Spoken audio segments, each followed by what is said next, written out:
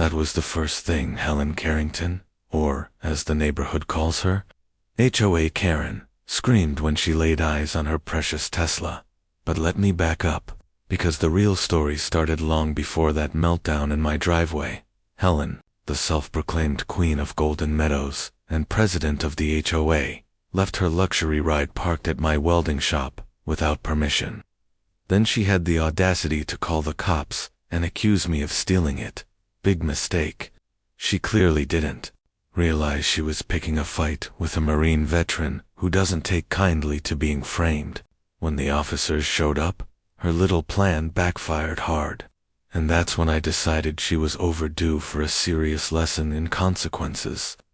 What followed involved a creative use of my skills, a welded surprise, and the most peaceful camping trip I've ever taken. You're not ready for this revenge story. Let me tell you how it all began. My name's Tommy Rivera, but most folks just call me Tank. When you see me, you'll understand why. I run a small welding and fabrication shop on land that's been in my family since 1947. My grandfather bought it after World War II, using his GI Bill, back when you could get 2 acres of land for less than the cost of a modern honeymoon. He started with a one-room garage and a dream to build something that would last. My father picked up that dream in the 70s, expanding the shop into a full-fledged fabrication business. And when I came back from my 3rd deployment in Afghanistan, I knew exactly where I belonged. That land, that workshop, it became my sanctuary, a place to build, not destroy. I've repaired everything from motorcycles to vintage railings. I've handcrafted custom gates, sculptures, and ironwork for people who value quality. But not everyone appreciates old-school craftsmanship, especially not the folks in the Golden Meadows subdivision, the fancy neighborhood that popped up next door. About 10 years ago, they wanted quiet, pristine lawns, cookie-cutter homes with matching mailboxes. And there, right on the edge of their pastel-painted paradise, stood my shop, loud, gritty, real. Naturally, I didn't fit their curated postcard, and Helen Carrington, she made it her personal mission to remind me of that, until one day, she went too far. She's the kind of person who makes entitled soccer moms look downright reasonable. For years, Helen Carrington has treated me and my workshop like a personal crusade, filing noise complaints, pushing zoning challenges, and exploiting every petty regulation she can dig up. Her goal: to make my life hell one violation at a time. This woman operates like HOA royalty. Silver hair that doesn't move even in a hurricane. Luxury cars worth more than a 3-bedroom house. And a voice that drips with the kind of contempt usually reserved for people cleaning public toilets. She treats working-class folks like we're some kind of infestation. That morning, I was elbow-deep in Jake's pickup, trying to sort out a transmission that had been acting up for weeks. Jake's a fellow Marine, served 2 tours in Iraq before starting a family and a small construction company. He's had a rough run lately, and when a brother needs help, you don't ask questions, you just grab your tools. That's when I heard it. Click, click, click. The unmistakable sound of designer heels tapping against concrete. Only one person in the county wears Louboutins to a welding shop, and sure enough, there she was. Helen Carrington, storming across my lot, like she owned the air itself, dressed in something so expensive it probably required a security escort, clipboard in hand, and wearing a face like she just smelled something rotting. Helen's probably in her late 50s, but between the Botox, money, and surgical enhancements, she could pass for anything between 40 and wax museum exhibit. She looked immaculate, unnatural, a walking monument to privilege that had never held a wrench or broken a sweat. Parked behind her was her baby, a gleaming white Tesla Model S, polished to perfection and catching the morning light like some kind of divine chariot. The thing looked like it belonged in a showroom, not a functioning neighborhood. "Mr. Rivera," she began, her voice rapping my name in that smug disdain usually reserved for mold or public restrooms. I think it's time we had an honest conversation about your little operation here. She said operation like she was accusing me of running a meth lab, not a family-owned welding business that's been here since her precious subdivision was still cow pasture. I wiped the grease off my hands, looked her in the eye, and gave her my full attention, because every instinct from my time in combat told me this was not going to be a neighborly conversation. Your workshop is dragging down our property values, she said with the unshakable confidence of someone who's never heard the word no, or at least never accepted it.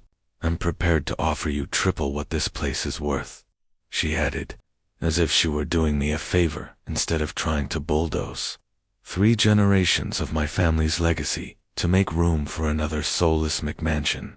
It wasn't just an offer, it was a threat dressed in designer business speak. The kind of polished language people like her use when they want to ruin your life without chipping a fingernail. I set my wrench down slowly, wiped my hands on my rag, and met her gaze head on. Ma'am, this land's not for sale. My grandfather bought it after the war, and it's stayed in our family ever since. It'll still be in our family long after you and your HOA are a footnote in some zoning report. Her expression twitched. Just a flicker, but it was enough. For a moment, the mask slipped. The temperature between us dropped 10 degrees. The poised, Botox, polished composure cracked ever so slightly to reveal something colder beneath. We'll see about that, she said, her tone shifting into something darker. You know, life can get very complicated for neighbors who don't cooperate. The city tends to take these matters quite seriously when complaints are filed. Properly, the threat was plain as day, but she wore it with a smile, one of those predator smiles that never touches the eyes. The kind that says I'm smiling, because I already think I've won. But then, something unexpected happened. Her smile faded, her posture softened. For a second, she looked human. You know, she said, gesturing toward the Tesla behind her, this car was the last thing my husband gave me before he passed. Richard bought it for our 25th anniversary. 3 days later, we got the cancer diagnosis. Her hand rested gently on the hood. The morning sun lit the polished paint like a spotlight on a memory. Her voice dropped just a little. He always said it was built to last, just like our marriage. This car, it's all I have left of his dreams for our future. For a fleeting second, I felt it, that gut punch of sympathy. Grief, after all, is still grief, even when it comes dressed in entitlement and expensive shoes. But just as quickly as the emotion appeared, it vanished, like someone flipping a switch. Her face reset into that calculating expression I knew all too well. The widow was gone. The queen of the HOA was back, and I realized then, whatever humanity lived in her had been buried under layers of money, bitterness, and power. A long time ago. I watched Helen closely as she recounted her story. Beneath all that entitlement and icy control, I could see ethereal pain. Losing a spouse leaves a mark no matter how wealthy or polished you are, and I didn't doubt that Tesla carried sentimental weight. But the thing about grief, it reveals a person's true character. Some people let it soften them, open their hearts. Others, they turn it into armor than a weapon. Helen had chosen the second path. She'd taken her loss and forged it into a tool to manipulate, control, and bulldoze anyone who couldn't afford to push back. I'd seen that kind of behavior before, back in the Corps officers who used personal tragedy as a blank check to mistreat the men under their command. The difference? In the military, abuse like that eventually hit a wall. In civilian life, with money and social status, those walls are harder to find. That's when it hit me. This wasn't just about buying out my land or harassing me with zoning complaints. Helen was probing, testing how much pressure it would take to break me. She was looking for the cracks. What she didn't realize was that 3 tours in Afghanistan had already shown me what breaking really looked like. and it didn't look like a smug HOA president with a clipboard and a Tesla. Then she made her move, with a shark's smile and the kind of slow, deliberate elegance you only get from decades of being in control. Helen reached into her designer purse and pulled out a folded document. She unfolded it with theatrical flair, like a magician about to reveal a trick. This wasn't spur of the moment. She'd been planning this encounter. "Why don't you fix the scratches on my car?" she said, her voice sugar-sweet and sharp as broken glass. "Consider it a neighborly gesture, while you think about my generous offer." She placed the paper on my workbench, like she was planting a flag in enemy territory. Then, with a pen that probably costs more than a working family's grocery budget, she signed her name with a flourish so practiced, it could have been part of a corporate logo. This woman had definitely signed more than her fair share of eviction notices. "No charge, of course," she added, smile widening. "Just good neighbors helping good neighbors." That smile. It was back in full force only now. It had teeth. Predatory, polished, and honed over years of boardroom meetings and HOA turf wars. And right then, every combat-honed instinct I'd ever developed lit up like flares in a combat zone. My internal alarms were screaming. I'd seen this tactic before, not in the suburbs, but in war zones. Friendly on the surface, deadly underneath. She thought she had the upper hand. She had no idea who she was playing with. I kept my face unreadable as Helen climbed into her pristine Tesla and drove off, tires crunching against gravel like punctuation on a threat. She left behind the document and the distinct sense that I'd just been handed the first move in a very dangerous game. Once she was out of sight, I unfolded the paper she'd so graciously gifted me. Just as I suspected, it was a trap disguised in calligraphy. In her flawless handwriting, it read, "Work order, free service, completed within 24 hours. Signed, Helen Carrington, neat, proud, and legally binding." She'd just handed me a loaded weapon. What she didn't know, couldn't have known, was that I'd seen this exact scam before. Almost 5 years ago, in North Carolina, a Marine buddy of mine named Rodriguez got caught in the same setup. Wealthy customer drops off a car with a signed free work order. When the job isn't finished fast enough, or when the mechanic dares ask for payment, boom, suddenly, you're a thief. They call the police, claim the car was taken or tampered with. Then comes the lawsuit, harassment, fraud, emotional distress, you name it. Rodriguez lost everything, his garage, his savings, his name, because he didn't see it coming. But I did, and more importantly, I knew exactly how to flip it. One of the most valuable things I learned in the course, aside from how to spot a ticking time bomb, was how military contracts worked. How language could be your shield and your weapon. How documentation could stop bullets that lawyers fired. Helen thought she was the hunter. She had no idea she'd just walked straight into the lion's den. Type Sirfi if you can guess what Tank learned in the Marines that's about to save him.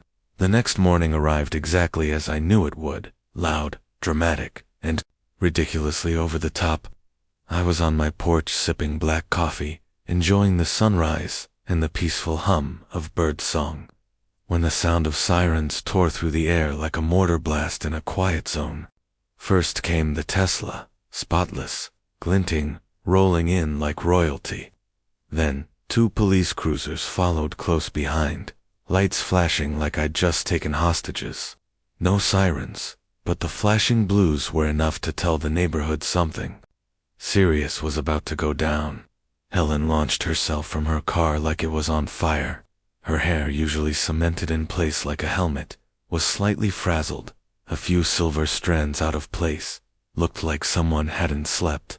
Probably spent the night crafting her victim narrative, rehearsing her emotional pleas, and texting whatever high-end attorney she kept on speed dial. She looked like a woman who thought she was about to win. Too bad she had no idea she was already losing.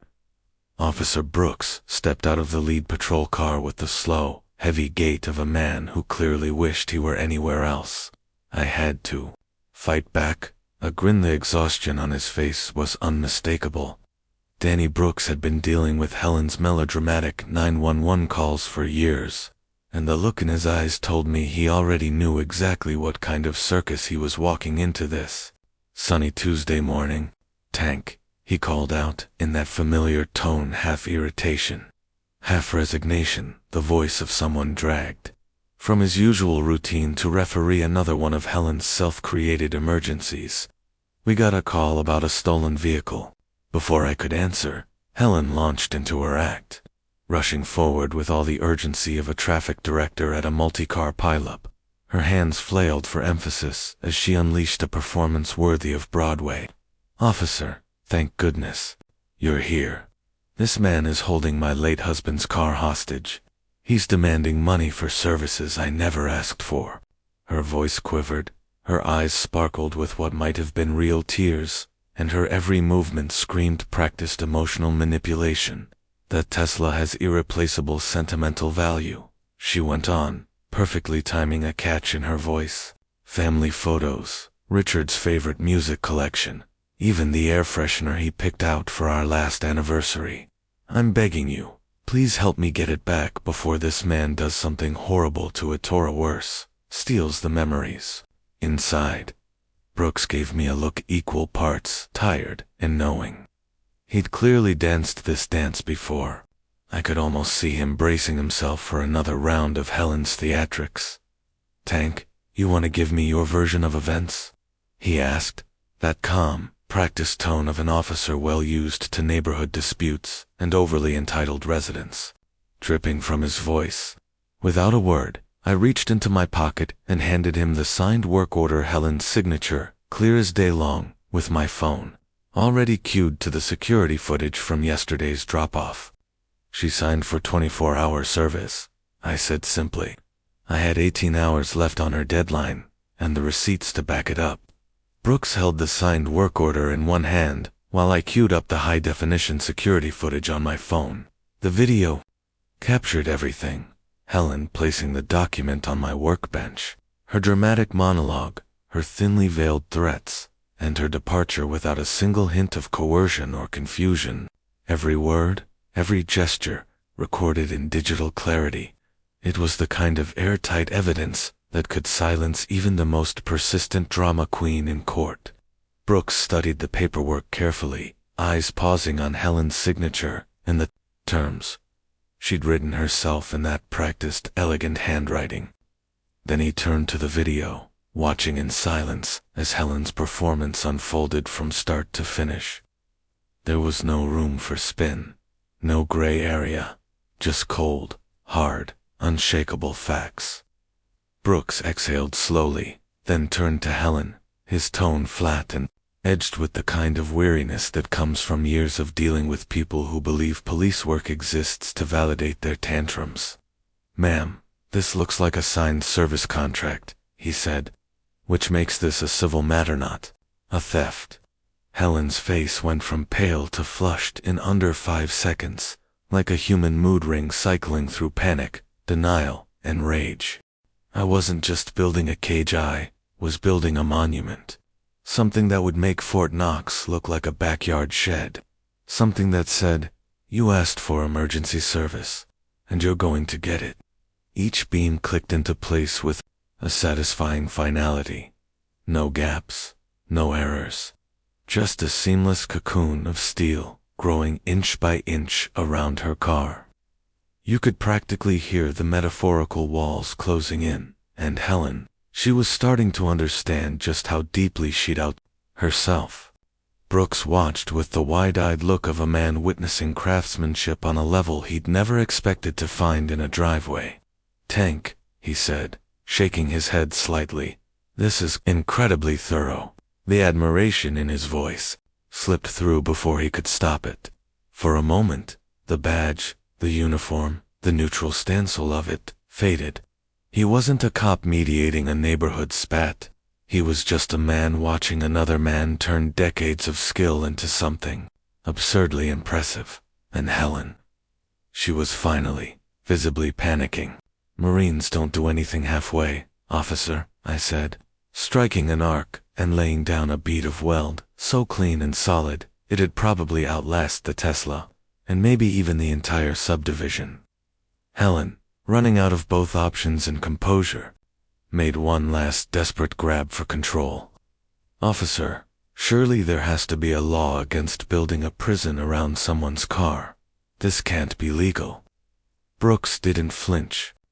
He studied the growing steel structure like a man who'd seen real crimes, violent ones, ugly ones, and knew damn well the difference between criminal intent and poetic contract enforcement. "Ma'am," he said calmly, "he's providing exactly the service you requested. Emergency vehicle security, within your self-imposed 24-hour deadline. I don't see any laws being broken here." There might have been a smile tugging at the corner of his mouth, but if there was, he didn't let it fully form. Helen's eyes, however, told the whole story, wild with disbelief, then quickly drowning in defeat. She knew this wasn't just legal, it was airtight, and I wasn't even halfway done. Steel met steel as I fitted the final panels into place. Helen stared, frozen, as her mind scrambled to find a loophole, a clause, anything to undo what she'd set in motion. But the irony was sharper than my cutting torch. She had drafted the work order, signed it, and been recorded doing so in crystal clear HD. Her trap had become her prison, and I had every legal right to finish the job. Brooks tipped his hat as he turned to leave. "Tank, this is the most creative neighbor dispute resolution I've seen in 20 years. Completely legal. Totally justified. Damn near bulletproof." Helen went ghost white, and she had no idea I was just getting started. "Ura," I muttered, stepping back to admire the structure. Helen's Tesla, now entombed inside a fortress that could give military contractors an inferiority complex. Fortified, immaculate, indestructible. Then, with deliberate calm, I walked to my shop and retrieved the sign I'd prepared the night before, just in case. Bold, hand-lettered, and impossible to misinterpret. I hung it front and center on the cage. "Emergency service in progress. Vehicle secured, per signed agreement. Completion time, 24 hours. I bolted the sign directly onto the steel framework, unmistakable, and right where Helen couldn't possibly miss it. Especially not while she stood there, slack-jawed, watching her perfectly orchestrated plan disintegrate before her eyes. The irony was exquisite. This was the same woman who'd spent years lobbing every bureaucratic grenade she could find at my business, filing complaints, launching inspections, and chasing loopholes like it was her full-time job. And now, she'd handed me a legally binding document that gave me free rein to do whatever was necessary to finish her emergency service within 24 hours. Sometimes, the universe writes poetry in steel and panic, and even a battle-hardened Marine like me could appreciate the punchline. I turned to her slowly, wiping my hands on a shop rag with exaggerated care. "Now, Mrs. Carrington," I began, dragging out each word just enough to fray her nerves. "Since you requested emergency service with a 24-hour turnaround, I'll need to initiate emergency protocols to ensure optimal working conditions." Her eyes bounced between me and the now imprisoned Tesla, like she was following a tennis match played with live grenades. Behind the layers of expensive makeup, I could see the mask of control starting to crack. "What exactly do emergency protocols involve?" she asked, the edge in her voice growing sharper with each syllable. Desperation was setting in, quiet and creeping, like water finding its way through a hairline fracture. I offered her a slow, almost sympathetic smile. "Well," I said, adopting the calm, patient tone reserved for toddlers and bureaucrats, "emergency timelines demand absolute focus. Zero outside interference. That means I'll need to eliminate all potential distractions and work in a fully controlled environment to meet your urgent request." I gestured toward my pickup truck, already packed with camping gear I'd thrown in that morning, just in case the stars aligned for a moment exactly like this. To maintain peak efficiency, I added, I'll be working off-site for the next 24 hours. Total isolation. Full environmental control. That's the only way to guarantee success on such a tight schedule. Her mouth opened, but no sound came out. Just stunned silence, and the quiet groan of steel cooling under a welder's torch. Helen's face cycled through several shades of red, before finally settling on a tone that could best be described as boiled lobster, in denial. I could practically see her blood pressure spike to a level that would send most ER doctors scrambling for a crash cart. You can't just leave, she snapped. I need my car. I have appointments, responsibilities. My life doesn't revolve around your ridiculous little games. The desperation in her voice was music, no, a full-blown orchestra of entitled panic, and I'd waited years to hear it play. Ma'am, I said calmly, the way I used to speak to panicked privates in the middle of a firefight. You signed off on emergency service. Emergency service means emergency methods, on an emergency timeline. No outside interference. That's what you agreed to, in writing. I held her gaze, steady and unflinching. Completion within 24 hours. Using whatever means necessary. I'll be back then to finalize the work. Officer Brooks was still nearby, arms crossed and doing a poor job, hiding how much he was enjoying the unfolding spectacle. His lips twitched, and I could tell he was fighting the urge to grin. Mrs. Carrington, he said finally, voice smooth with professional amusement. He's operating fully within the terms of your signed agreement. Emergency service, completed within 24 hours, by any means necessary. Exactly as stated, exactly as you wrote it. That's when the reality hit her. Hard. The dawning horror in her eyes was almost cinematic. For a moment, I thought she might actually faint from the sheer weight of her own mistake. I finished loading the last of my camping gear, making a show of tightening a strap while Helen sputtered nearby like a lawnmower that just couldn't catch. The irony wasn't just thick, it was gourmet. She'd spent years railing against the noise from my shop, filing every complaint she could think of to shut me down. And now she was begging me to keep making noise just so she could get her precious Tesla back. Emergency work, I said, double-checking my supplies, requires emergency conditions. Complete isolation, total focus. 0 distractions, especially from entitled neighbors who think the world revolves around their schedules. I paused, glanced back at her one last time, and smiled. Your Tesla will be ready in exactly 24 hours. Then I got in my truck and drove off, leaving Helen alone with her signature, her silence, and the sound of her plans unraveling in real time. Helen was about to receive the most thorough emergency service in automotive history and experience, guaranteed to exceed every reasonable expectation for vehicle security and protection. Unfortunately for her, it came with an unexpected bonus, poetic justice. She made one last desperate attempt to claw back control from a situation that had completely spiraled out of her grasp. How much? She pleaded. Just tell me how much money you want, and this can all go away. We can pretend none of this happened. Go back to being normal neighbors.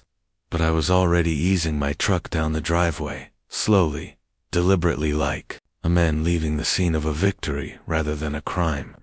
She stood there, framed by the steel skeleton wrapped around her Tesla, looking less like a homeowner and more like a cautionary statue erected in honor of arrogance and poor judgment. In my rear-view mirror, I caught one last glimpse of Helen pulling out her phone, her fingers flying across the screen, no doubt dialing every lawyer, politician, and authority figure in her well-stocked contact list, still clinging to the delusion that someone might save her from the consequences of her own signature. They couldn't. The road to Crystal Lake cut through some of the most stunning countryside this state has to offer, rolling hills, towering pines, and winding curves that haven't changed since my grandfather's time. That land is why I served, why I fought, and why I still believe in something as simple and sacred as peace. Crystal Lake had been my family's retreat for 3 generations. A place where cell signals go to die, and the biggest crisis is running out of coffee or realizing you forgot the bacon. The old-growth forest, the still water, the way the sun turned the lake into molten gold at dusk. It was medicine for the soul, especially after months of Helen's petty warfare and weaponized complaints. Setting up camp came naturally. Decades of field exercises had burned those steps into my muscle memory. Every knot tied, every tent peg driven with purpose, and with each action, I could feel the last of Helen's noise melting away, fading like a bad dream at dawn. What made it even better was the legality of it all. Every action I'd taken was protected under the very contract she had insisted I honor. She'd given me the keys to this piece, handed me the loophole on a silver platter, and I had walked right through it, with boots polished and head held high. My phone had buzzed almost non-stop during the drive, like an angry wasp trapped in a mason jar. Calls, texts, voicemails, probably threats dressed up as concerned inquiries. But once I reached the lake, that signal vanished, swallowed by the forest like it had never existed, and the silence was pure.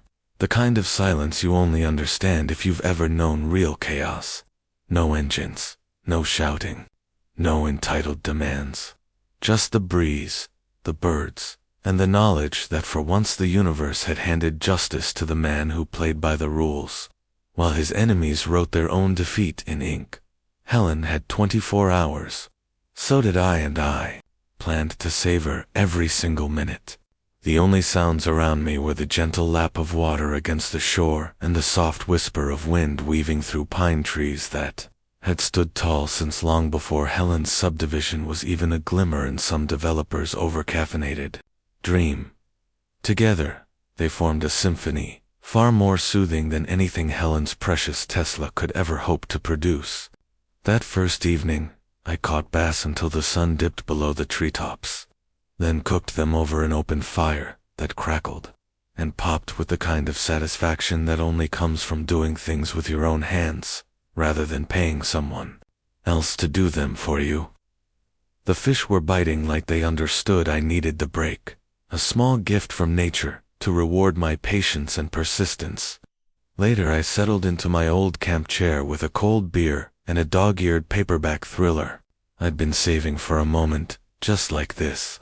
No buzzing notifications, no urgent demands, just the fading glow of the fire, a sky full of stars, and the sweet knowledge that for the next 24 hours, I was entirely unreachable by anyone who wanted to complain about anything, out of habit. More than need, I'd occasionally check my phone for signal. Every now and then, I'd hit a tiny sliver of reception, just enough to glimpse the avalanche of missed calls and text messages stacking up like digital drifts, and just as quickly, they'd vanish back into the void as I shifted back into the forest's embrace. Meanwhile, somewhere back in the chaos of civilization, Helen Carrington was apparently living through the worst 24 hours of her privileged existence, and knowing that, it made the fresh air taste a little sweeter, made the stars sparkle just a bit brighter. When I finally caught a usable signal the next morning, I began sorting through the backlog of voicemails. What I heard was nothing short of cinematic. The progression of Helen's meltdown was a masterpiece in escalating panic. She'd called the police for separate times overnight, and each time Officer Brooks had calmly walked her through the contract she herself had signed, probably with mounting amusement. I could practically hear him suppressing a chuckle by the fourth call. She'd consulted 3 different attorneys, all of whom confirmed that not only was my position legally airtight, but that the contract's language was clever in its use of standard emergency service provisions.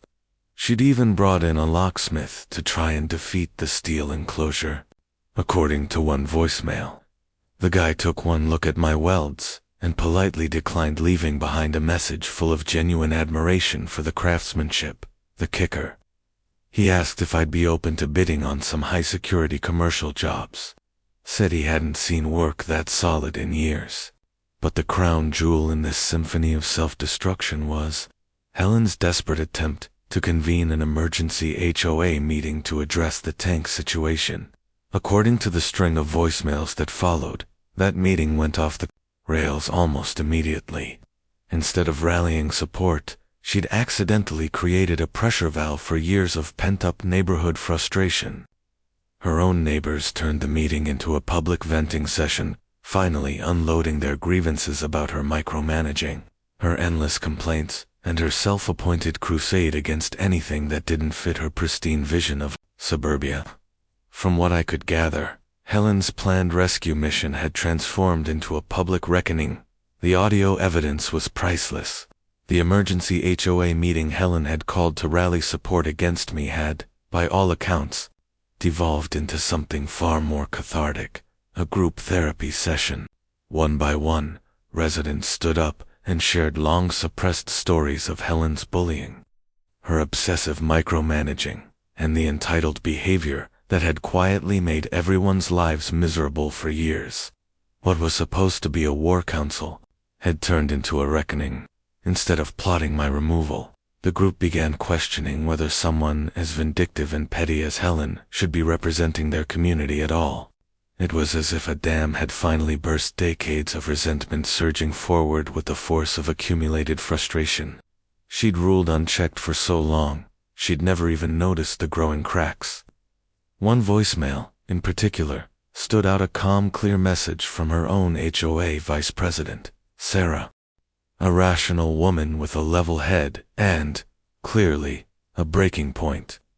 Maybe, Sarah suggested gently, it's time for Helen to step back and reevaluate her leadership style before she takes the whole community's reputation down with her. I replayed that one twice. The irony was delicious. Helen had tried to weaponize the HOA against me, and instead, she'd exposed herself. Her campaign to paint me as the villain had only thrown a spotlight on her own reign of terror, and people were finally paying attention. But it wasn't just the voicemails. The real goldmine was online. Helen had posted a dramatic social media rant, complete with wild accusations about being held hostage by an unhinged veteran. But the internet doesn't take kindly to tyrants in pearls. The comment section exploded with overwhelming support for me. Neighbors and strangers alike were piling on, sharing horror stories of Helen's power-tripping antics, her crusades against working-class residents, and her belief that money exempted her from the rules. Comments ranged from about time someone stood up to Princess Helen to detailed exposes of her past HOA vendettas. By the end of the day, the post had gone viral, just not the way she intended. Helen had become a meme, a cautionary tale. Entitlement, meet consequence. By the second day, her breakdown was reaching tragicomic levels. Her voicemails evolved from furious demands to pleading negotiations, and finally into full-blown panic. The progression was almost artful. Every authority figure she'd called had sided with me. Every legal opinion came back in my favor. She had boxed herself into a corner, and the walls were getting smaller by the hour. Apparently, she'd been camping outside my workshop in her backup vehicle, surviving on drive-through takeout and gas station coffee. A woman who once complained about the scent of motor oil drifting into her backyard was now voluntarily parked outside my garage, sleeping in her luxury SUV like some desperate suburban stalker. The final voicemail hour, 23, was a barely coherent mess of trembling words, legal threats, and desperate bargaining. Something about compensation, lawyers, and please, just make this nightmare end. I listened to it once, then deleted it. I'd already heard everything I needed. As the 24-hour mark approached, I broke camp with the same quiet, methodical precision I'd used to set it up. Tent folded, fire doused, gear packed. The woods had done their job, and my part in this little play was almost over. Almost, because there was still one last scene to finish. And I knew the audience, Helen, her neighbors, maybe even Officer Brooks was waiting. I left the campsite better than I'd found it. The drive back to reality felt like exiting paradise, but I had a promise to keep and a contract to honor, right down to the minute, after what had easily been the best 24 hours I'd experienced in years. I returned to find Helen looking like she'd survived a small war. But truthfully, our war was just getting started, and I had a feeling the final battle would be even more satisfying than my mountain escape. If you'd asked me then, I would have told you. A 24-hour reset in the woods can do wonders. Just ask Tank. I pulled into my driveway exactly 24 hours and 12 minutes after Helen had signed her emergency service agreement, and the sight that met me was pure cinematic gold-like, something ripped straight out of a satirical drama. Helen's backup car, a gleaming silver BMW that probably cost more than the average family home, was stationed like a mobile command unit outside my workshop, the centerpiece of what could only be described as a suburban disaster zone. Fast food wrappers, empty coffee cups, and enough evidence of stress seating to make a therapist wince were strewn across the area like the aftermath of a luxury meltdown. And then there was Helen herself, pacing the pavement like a zoo animal that had gone a few rounds with captivity and lost. Her once perfect image was in ruins. Silver hair tangled and frizzed beyond the help of any salon. Her high-end clothes rumpled and stained. Makeup long surrendered to the chaos of a sleepless night spent marinating in frustration and entitlement. The moment my truck rolled into view, she bolted toward it with the urgency of someone escaping a natural disaster. "Thank God you're back," she shouted before I'd even cut the engine. Her hands were outstretched, pleading like I was the only lifeboat in a storm of her own making. "I've been calling you non-stop for 24 hours. Do you have any idea what you've put me through?" Oh, I had an idea. And the irony? It was exquisite, almost poetic. After years of her tormenting me with complaints, inspections, and bureaucratic warfare, the tables had finally turned, and for the first time, Helen was the one experiencing the chaos she so often inflicted on others. I just smiled, because justice, like camping, is best served slow under open skies, and with a side of poetic karma. And now, Helen was begging me to rescue her from a trap entirely of her own design. One she'd sprung with her signature and her arrogant belief that she could bend the world to her will. I stepped out of my truck slowly, deliberately, moving with the ease of someone who'd just enjoyed the most peaceful 24 hours of their year. I stretched like I'd just woken from the world's best nap, savoring every second of it. Helen, meanwhile, stood rigid with barely contained panic, her eyes wide, her jaw clenched. "Mrs. Carrington," I said, my tone calm, professional, and just sweet enough to drive her insane. "I'm sorry if my emergency service protocols caused you any inconvenience." Her mouth opened slightly, as if unsure whether she should scream or cry. "But emergency work," I continued smoothly, "requires complete focus and a distraction-free environment to ensure optimal results. Emergency attention means working non-stop, under strictly controlled conditions, to meet your specified deadline. No compromise. Total precision." Helen's left eye twitched, a small but telling sign that she was running on fumes, probably fueled by gas station coffee, stale fast food, and sheer stubbornness. She'd clearly been camped out in her BMW all night, waiting like a hawk for my return. "Emergency attention," she shrieked. "You've been gone for 24 hours. How is abandoning my car considered emergency service?" Her voice cracked a decibel range, usually reserved for dog whistles and glass breaking. That's when I dropped the line I'd been rehearsing the entire drive back from my personal paradise. The line that was either going to end this whole standoff or push it into glorious legal overtime. "Ma'am," I said with a slow smile, "you're signed. Contract specified emergency completion within 24 hours. It has now been exactly 24 hours and 15 minutes since you signed that agreement." I paused, letting it sink in. Her face froze, caught between disbelief and rage. "Emergency service," I continued, has been completed precisely within your designated time frame, utilizing the most advanced security and containment protocols available. I turned, walked over to my workshop, and retrieved the invoice I'd drafted beside a crackling campfire the night before. Then, with the kind of solemnity reserved for court orders and cease and desist letters, I presented it to her. She stared at it like it was a death certificate for her dignity. "That'll be $900 for emergency rush service," I said, unfolding the invoice with the formality of a judge delivering a sentence, "plus $200 for premium security materials bringing your total to $1,100 for the most comprehensive vehicle protection service you'll ever receive." Helen's face cycled through more shades than a malfunctioning mood.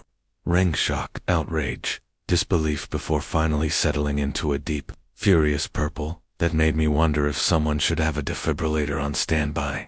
"Dollars for what, exactly?" she snapped, her voice cracking into a shriek of indignation, so shrill it made the neighborhood birds scatter. "For imprisoning my car for 24 hours. This is insane. You can't charge me $1,100 for building a cage around my Tesla." "Emergency vehicle security installation," I corrected, calmly, "completed within your specified 24-hour timeline, using premium materials and round-the-clock dedication to your project." I pulled out my phone, swiped through the photo gallery, and held the screen up like Exhibit A, documented, I added, with time-stamped images taken throughout the process. The photos showed it all: the foundation, the structural framing, the precise welds, every angle captured with the detail and rigor of a military contractor reporting to the Department of Defense. Her Tesla hadn't just been parked, it had been encased in industrial-grade armor. "Your vehicle," I said, "has spent the last 24 hours more secure than most bank vaults. Zero damage, zero theft risk, and full environmental shielding from all external threats. That's premium protection, Mrs. Carrington." Helen stared at the photos like they were the opening moves of a chess game she was already losing. Her lips moved, but no coherent words came out, just a soft, garbled noise of disbelief. She was beginning to understand the full scope of what had happened and that it had all been entirely her doing. "This is absurd," she hissed at last. "You can't charge me that kind of money for locking my car in some kind of medieval torture device." I watched her carefully. The panic in her eyes was no longer theatrical, it was real, because she knew. She knew the legality wasn't on her side. That every official she'd frantically called over the past 24 hours had backed my actions, confirmed my rights, and politely reminded her that emergency service contracts, especially signed ones, carry real-world consequences before I could offer a response or maybe just enjoy another moment of her meltdown. Officer Brooks' cruiser rolled into my driveway. Perfect timing. I wasn't surprised to see him. He'd probably been monitoring the whole saga from a distance, juggling Helen's panicked calls and scrolling through her social media outbursts with the bemused interest of someone watching a particularly entertaining reality show unfold in real time. And now, it looked like he was here to witness the grand finale. "Mrs. Carrington," Officer Brooks said, as he stepped out of his patrol car, his expression that of a man who'd long since run out of patience. He looked tired, not physically, but in the soul-deep way that only happens when you've been dragged into a petty drama that refuses to end. "I thought I explained," he continued. "This is a civil contract matter, not a criminal offense requiring police intervention. Mr. Rivera fulfilled the exact terms of your signed agreement, using entirely legal methods and standard emergency service protocols." Helen spun toward him like a cornered animal, her eyes wide with desperation and caffeine-fueled mania. Her voice trembled on the edge of hysteria. "Officer, surely there's some law against charging someone $1,100 to build a cage around their car. This can't be legal in any civilized society." Brooks didn't flinch.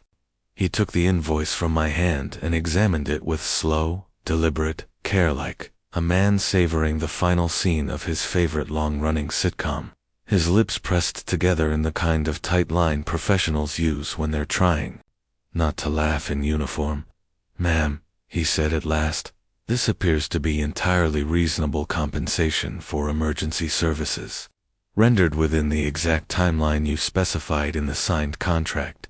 There was definitely a smile trying to sneak past his professional mask now. "Mr. Rivera delivered precisely what you requested, using documented protocols and premium-grade materials." You could almost hear the crack as reality finally broke through the thick armor of Helen's entitlement. I watched it hit her, the realization that every single official she had frantically contacted over the past day had come to the same conclusion. She had engineered her own public humiliation with legal precision, an ironclad framework of arrogance and tactical failure, wrapped in designer handbags and poor decision-making. There was no cavalry coming, no legal technicality, no HOA, ally, or sympathetic official. Just her, a steel cage, and a stack of increasingly humiliating receipts. With a trembling sigh of resignation, she reached into her purse hands, shaking from a cocktail of fury, exhaustion, and espresso overdose. "Fine," she snapped. "I'll pay you a ridiculous extortion fee. But I want my car released immediately, and I never want to see you or speak to you again, as long as we both live." She pulled out a thick wad of cash 50s, and hundreds like a gambler cashing out after the worst hand of her life. Clearly, she'd seen this moment coming around hour 12 of her siege, and had been preparing ever since. I took the cash. Without a word, counted it in front of her, and then, for the final blow, gave her a carbon copy receipt with the handwritten note, "Paid in full. Emergency service rendered as requested." And just like that, the cage door was ready to open both, literally and metaphorically. $1,100 in cash, right now, Helen snapped, hurling the money at me like she was paying off a ransom.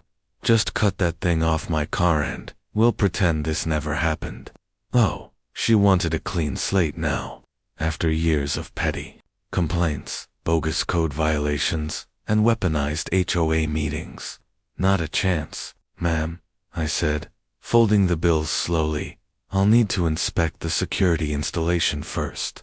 Can't risk compromising your vehicle's integrity during removal. Emergency service requires quality control." Her nostrils flared. Mine didn't. I grabbed my angle grinder, lowered my safety goggles, and went to work. I moved with measured precision, sparks flying, as the steel gave way one clean cut at a time. Helen stood a few feet away, clenching her receipt like it was the last shred of her ruined dignity.